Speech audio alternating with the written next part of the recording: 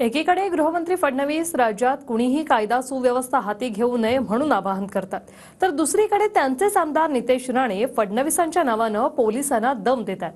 काल अकोल्यात नितेश राणेंनी जे विधान केलं त्यावरून विरोधक आक्रमक होत त्यांनी भाजपवर टीका केली आहे. काय करून द्या या पोलिसांना, मला भाषण रेकॉर्ड काय नाही, जास्तीत जास्त बायकोला दाखवू शकणार, बाकी काय नाही. आमच्या राज्यात आमच्यावर काय करू शकणार, राहायच्या जागेवर.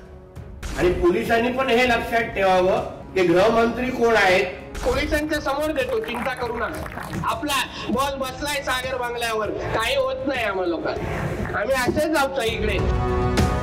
सरकार शिंदे, अजितदादा आणि भाजपच आहे.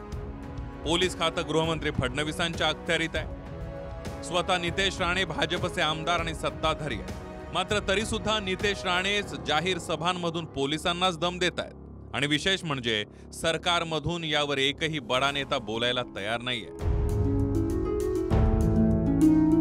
हिंदू आक्रोश मोर्चानिमित्त अकोल्यात भाजपचे आमदार नितेश राणेंनी चिथावणीखोर विधानं करून पोलिसांनाच दम दिल्यानं नवा वाद सुरू झालाय. त्या टिप्याची हे लोक लाल करत बसले. काय केलेलं त्या मला फोटो आणला तर थुकीन साल्याच्या तोंडावर. काही कोण करू शकणार नाही मला. काय करून द्या या पोलिसांना, मला भाषण रेकॉर्ड काय नाही, जास्तीत जास्त बायकोला दाखवू शकणार, बाकी काय नाही. काय करू शकणार नाही. कशाबद्दल अभिमान बाळगायचा आणि कोणत्या स्तराची भाषा सार्वजनिक जीवनात वापरायची, अगदी विरोधकांच्यावरही बोलत असताना सबुरीने बोलायची महाराष्ट्रात आजपर्यंतची परंपरा आहे. भारतीय जनता पक्षाला ही भाषा मान्य आहे का, याचा खुलासा भारतीय जनता पक्षाच्या नेतृत्वाने केला तर महाराष्ट्राला थोडीशी माहिती अधिकची मिळेल. काय त्या टिप्या, तो साला हलकट टिपू सुलतान, त्याला नीचला आपण टिप्या म्हणतो. आमच्या राज्यात आमच्यावर काय करू शकणार, राहायच्या जागेवर. सांगा तुम्ही मला. हिंदू आक्रोश मोर्चा आणि हिंदुत्वाच्या मुद्द्यावरून आधी सोलापूर, त्यानंतर मीरा रोड आणि आता अकोल्यात नितेश राणेंनी पोलिसांना चिथावणी दिली आहे. आता यापुढे मालशेज वरून एकच फोन आले पाहिजे की नितेश साहेब कार्यक्रम करून टाकला, आता पोलिसांना मागे लागलाय वाचवा. पोलिसांच्या समोर देतो, चिंता करू नका. माझं काही वाकडं करू शकणार नाही.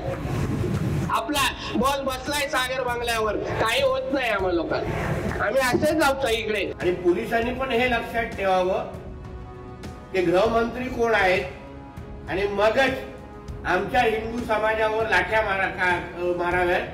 काय करून द्या या पोलिसांना, मला भाषण रेकॉर्ड काय नाही, जास्तीत जास्त बायकोला दाखवू शकणार, बाकी काय नाही. काय करू शकणार नाही. आमच्या राज्यात आमच्यावर काय करू शकणार, राहायच्या जागेवर. सांगा तुम्ही मला. यावलकार अजित पवार गटाचे नेते अमोल मिटकर यांनी आक्षेप घेतला होता. शिवजयंतीच्या पार्श्वभूमीवर ओवैसी आणि नितेश राणे एका शहरात सभा का घेतायत यावरून त्यांनी शंकाही वर्तवली होती. शिवजयंतीच्या पार्श्वभूमीवर ही दोन माणसं नेमकी अकोल्यात का येत आहेत हा एक पहिला प्रश्न आहे. त्याच्यामुळे ओवैसी असतील किंवा राणे असतील यांनी हिंदू आणि मुस्लिमांमध्ये वाद निर्माण करणारी वक्तव्य करू नये. जिल्हा शांत आहे, शांत होता, शांत राहू द्या. आणि परत या दोघांना माझी विनंती आहे की अकोला जिल्ह्याची कायदा आणि सुव्यवस्था बाधित होणार नाही याची दोघांनी पण काळजी घ्यावी. त्याला सांग मला फोन करून जरा हे सांग, मीडियामध्ये बोलायचं कमी कर. फोन केल्यानंतर मग माझ्या भाषेत उत्तर देईन. हिंदू समाजाने पाहिजे तेवढं सहन करत बसायचं, त्या टिप्याची लाल करत बसायचं, ते सहन करायचं. आणि तरीही कोणी हिंदूंची बाजू घ्यायची नाही. हे जे कोण अमोल मिटकरी ते पण पहिले हिंदू आहेत, मग आमदार आहेत, मग राष्ट्रवादीच्या कार्यकर्ता आहेत. बाजूबाजू जरा बघायला सांग त्याच्या अकोल्यामध्ये काय चाललंय. नुसतं एका घरामध्ये बसून पिटपिट करण्याचं काम कमी कर. माझा जुना माणूस आहे, मी सांगतो त्याला. तो काय नवीन नाही माझ्यासाठी, मी चेक दिलाय त्याला. नितेश राणेंच्या उत्तरानंतर मात्र अमोल मिटकरी मौन आहे. सत्तेत गेल्यानंतर आम्ही जरी भाजप सोबत गेलो असलो तरी विचारधारेवर ठाम आहोत असं अमोल मिटकरी वारंवार म्हणत होते.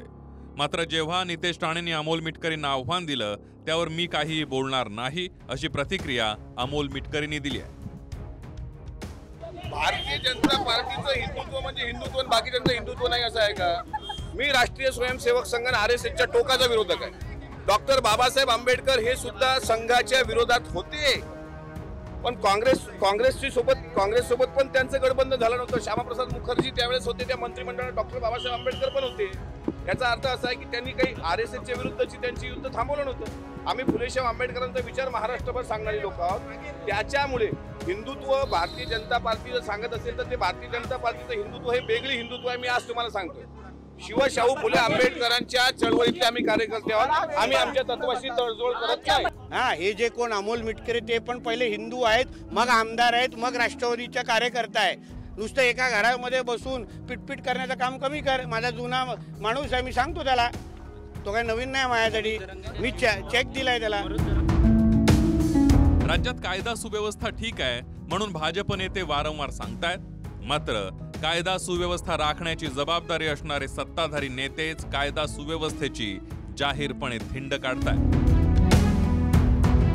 एकीकडे पुण्यातील भाजपचे आमदार पोलिसांना जाहीरपणे कानशिलात मारतात. मंत्री अब्दुल सत्तार पोलिसांना खरगड्याप्रमाणे आदेश देतात. पोलीसवाले त्यांना लाठीचार्ज करा, पाठीमागच्या लोकांना इतका मारा का त्यांची हड्डी तुटून जाईल, मारा त्यांना. तंगडी तोडा, मी टेबल जामीन करून देईन म्हणून सत्ताधारी आमदार चिथावणी देतात. हात नाही तोडला तोडला तर तंगडी तोडा, दुसऱ्या दिवशी टेबल जामीन करून देतो मी, चिंता करू नका. दुसरे एक सत्ताधारी आमदार वीज कर्मचाऱ्यांना मर्डर करण्याची धमकी देतात. त्याला बोलायची हे नाहीये. मी माझे पोरांना सांगितले त्याला उद्या ठोका, आणि जर कुठे गेला तिथे तर मर्डर अटळ आहे. आणि नितेश राणे तर पोलिसांना जाग्यावर राहायचंय की नाही म्हणून धमकावतात. जर कुणावर धर्म म्हणून अन्याय होत असेल तर मग सरकारची यंत्रणा काय कामाची आहे? शिवाय जर सत्तेत हिंदुत्ववादी सरकार असल्याचा दावा होतोय तर मग हिंदूंनाच आक्रोश मोर्चा काढण्याची वेळ काय येते, असे प्रश्न सोशल मीडियावरून विचारले जातात. तुर्तास एकीकडे भाजपचे आमदार पोलीस चौकीतच गोळ्या झाडतायत, दुसरीकडे त्यांचे दुसरे आमदार पोलिसांना जाग्यावर राहायचंय की नाही म्हणून इशारा देत आहेत. मात्र राज्यात कायदा सुव्यवस्था अलबेल असल्याचा दावा सरकार करतंय. गणेश सोनोने, TV9 मराठी, अकोला.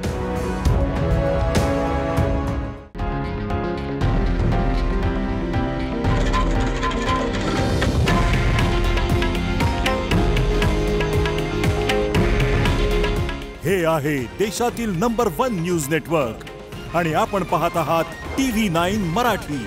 काळजी तुमची, हित महाराष्ट्राचं.